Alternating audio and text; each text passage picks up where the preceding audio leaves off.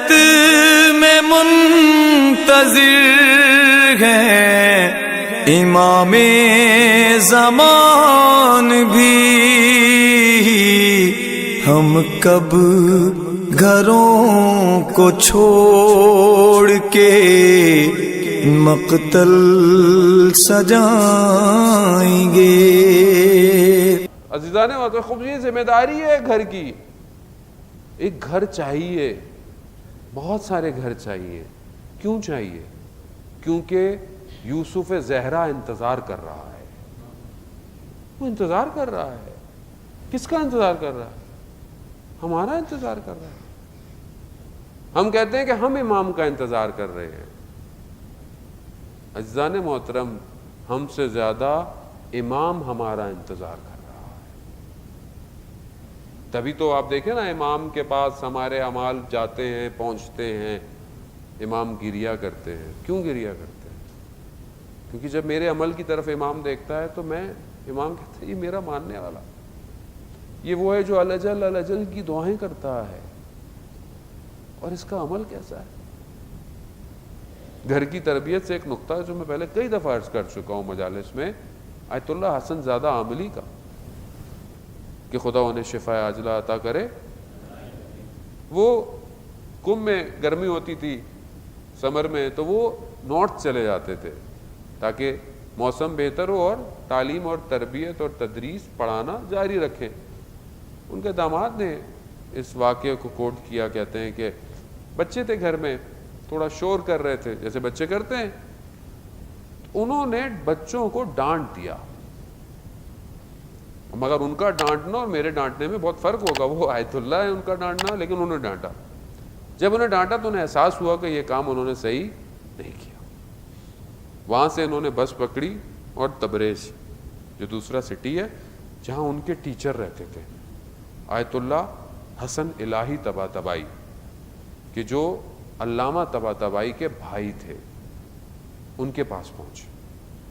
جیسے ہی انہوں نے دروازہ کھولا، ایسا تھا جیسے ان کو پتا تھا کہ یہ آ رہے ہیں، اور آتے ہی انہوں نے کچھ نہیں کہا، اور انہوں نے ان سے کہا کہ رات کو خواب میں استاد آئے تھے۔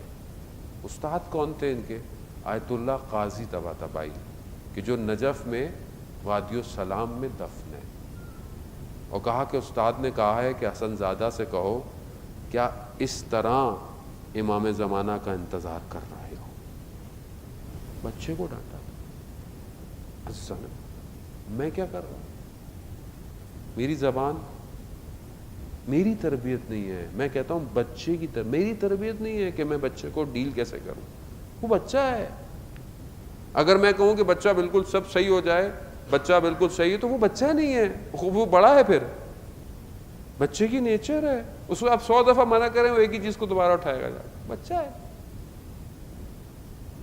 میں نے اسی بچے سے سیکھا کہ کس طرح خدا مجھ پہ رحم کر رہا ہے۔ ہوتا ہے نا کہ میں کہوں میں نے 10 دفعہ تمہیں کہا ہے، تم سمجھتے کیوں نہیں ہو؟ تو ایک آواز آئی اندر سے میرے، تم بھی تو 100 دفعہ غلطیاں کر رہے ہو، مگر اس نے تمہیں کچھ کہا کیا؟ نہیں کہا۔ مجھے بخش دیتا ہے عزیزان محترم۔ میں جتنی جلدی غصہ ہوتا ہوں، اگر وہ ہو جائے تو کیا ہوگا میرا؟ اصل میں جگہ نہیں ہے دنیا میں رہنے کی میرے لیے۔ میری تربیت نہیں ہے۔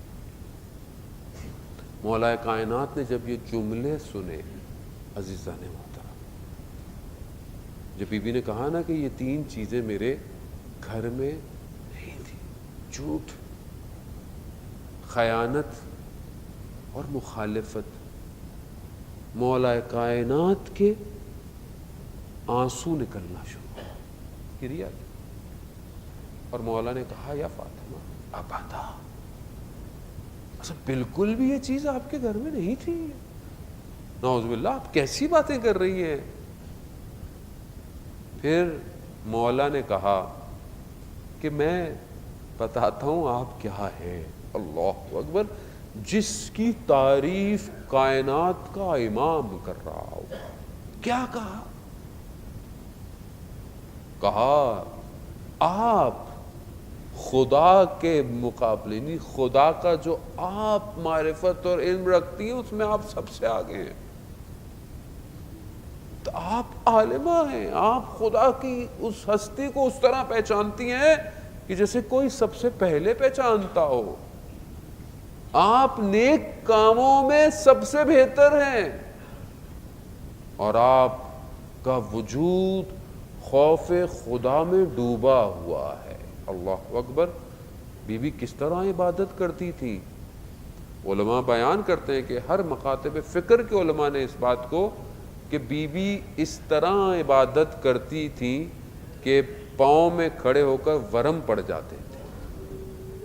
یہ عبادتیں تھیں, یہ سجدے تھے, یہ دعائیں تھیں. اللہ اکبر. مگر رسول خدا کے جانے کے بعد کیا ہوا؟ ہاں عزاداران محترم, ایام تو شروع ہوئے ہیں نا ابھی, یہ تو ہم ابھی ایام میں مصائب پڑھتے ہیں, مگر یہ مصیبت 28 صفر کے بعد شروع ہو گئی. یعنی ہم تو ابھی مصائب ہیں نا, کچھ دن مصائب ہیں, پھر اس کے بعد دوسری تاریخ میں. اچھا یہ مشکل تو اس دن سے شروع ہو گئی جب رسول خدا چلے گئے. تبھی تو بی بی نے کہا کہ جو حدیث آپ نے سنی, بی بی فرماتی ہیں کہ مجھ پر اتنی مصیبتیں پڑی کہ روزے روشن پر پڑتی تو وہ سیاہ ہو جاتے.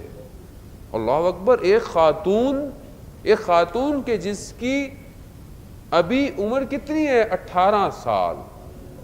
18 سال کیا ہوتی ہے آپ اپنی زندگی میں دیکھیں 18 سال. مگر 18 سال کی خاتون روایات بتاتی ہیں کہ جب اپنے گھر سے رسول خدا یعنی اپنے بابا کے روزے حرم تک جاتی تھی تو کئی جگہ اٹھتی تھی اور کئی جگہ بیٹھتی تھی. نہ جانے کون سے درد تھے جو بی بی کو چلنے نہیں دیتے تھے. آخر کیا ایسی تکلیف تھی بی بی کہ آپ سے چند قدم کا فاصلہ کئی دیر میں طے ہوتا تھا. شاید آواز آئے گی کہ ہاں تمہیں کیا معلوم کہ وہ زخم جسے میں نے علی سے بھی چھپا کر رکھے. ارے وہ زخم کہ جو رسول خدا کے جانے کے بعد پڑے. روایات بیان کرتی ہیں کہ جو بی بی سے ملنے جاتی تھی خواتین, وہ دوسرے دن جب جاتی تھی تو بی بی پہلے دن سے کمزور ہوتی تھی. ناحلت الجسم, جسم اتنا ضعیف ہوتا تھا, بدن کے ارکان, بدن کے اعضاء بالکل چور. عزیزان محترم, آنکھوں میں آنسو خشک ہوئے ہوئے یہ بی بی کی حالت تھی. اسی حالت ایام میں پھر بی بی کے بچے نہ جانے کس طرح ماں کی تکلیف کو برداشت کرتے تھے.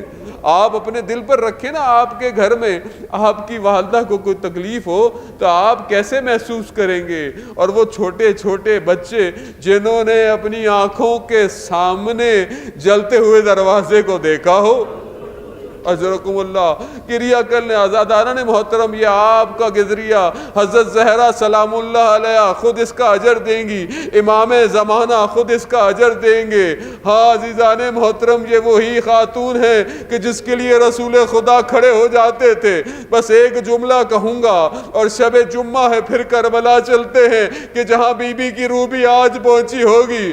ایک جملہ, حضرت خدیجہ سلام اللہ علیہ جب آخری وقت آیا تو کچھ نصیحتیں کی, کچھ وصیتیں کی. ایک وصیت یہ تھی رسول خدا کو کہ جب میں دنیا سے چلی جاؤں تو خیال رکھیے گا فاطمہ پر کوئی اونچی آواز میں بات نہ کرے.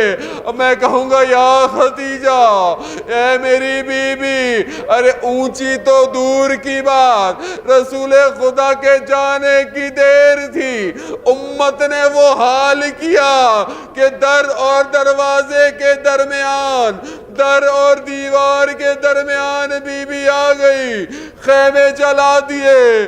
وہی میں کہوں گا ہاں بی بی, یہ خیموں کو, یہ دروازوں کو جلانے ہی کی رسم تھی جو شام غریبہ خیمے جلا دیے گئے.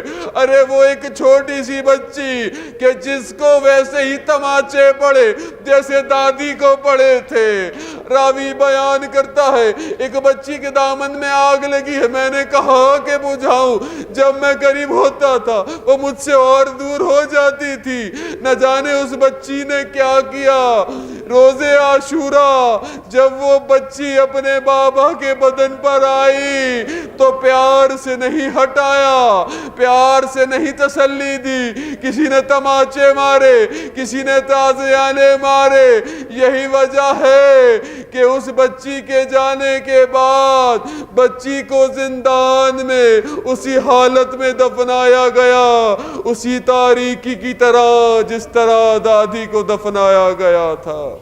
الا لعنت اللہ علی القوم الظالمین وسیعلم الذین ظلموا ای منقلب ینقلبون۔